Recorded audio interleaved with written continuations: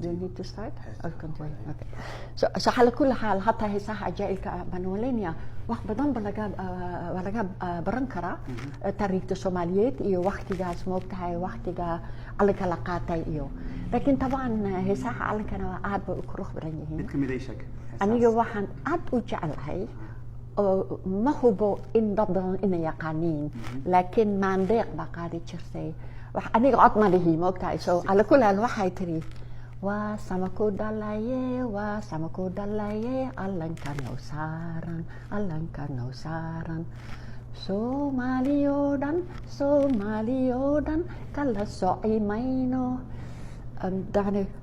maxay tiri uma kala sokeno halo senado taasna hatta fikradda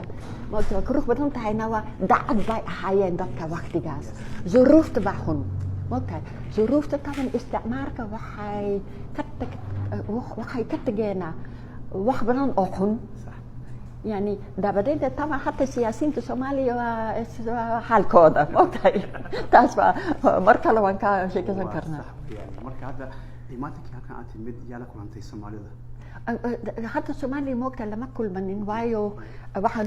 نيمانكا برنامج كيجي مليان فل هاي موقت لكن هذه لا يرحدو مركا لو سو نقنيا دابدين وان جعلان لها كوميونيتي ان كل مو ان لا شيء كريستو غارهان موقت هاي dhalinyarada iyo waayo aniga waa iska moogtahay af Soomaaliga waa iska jacbur waa sida si juuy oo kale moogtahay so iyaga iyo aniga moogtahay isku xeer baan hay moogtahay waan isfahmi karnaa waxaan rabaa inaan diiriyo waayo ladan moogtahay qof cadaan ah haday wax yar ka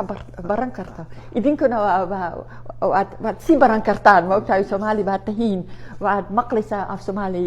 mar walba iyo hal kul xaal waan jeclahay dhalinyarada waxa uu sheegaysaa waalidiinta iyo da'yarta af Soomaaliga inay bartaan oo ay ku dhaganaadaan yani waxaan u maleynayaa maxamadow yani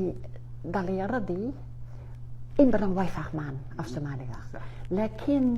in badan kuma hadlaan laakiin hadday Soomaaliya tagi lahaayeen ama Somaliland degdeg bay u baran jireen lahaayeen laakiin hal kul xaal degdeg ku jira moogtahay afka jacaylka moogtahay qalbiga ku hayaan mar moogtahay waa iska moogtahay waa garanayaan hadday ku hadlaana odayaasha waxay yiraahdaan wallahi waa jaburnaysaan wax ma taqaanin haddaysan ku hadlina taasna waa la canaanay sooma wala ayna ya wala ayna وأخذوني ما شاء الله thank you أنا وشكرا هذا وحنا أركيا إن العشر بحندوتي وجوجا إن شاء الله إن شاء الله هذه لايرة ما صنت ما تونو مركل إن شاء الله إن شاء الله شكرا مع السلامة الله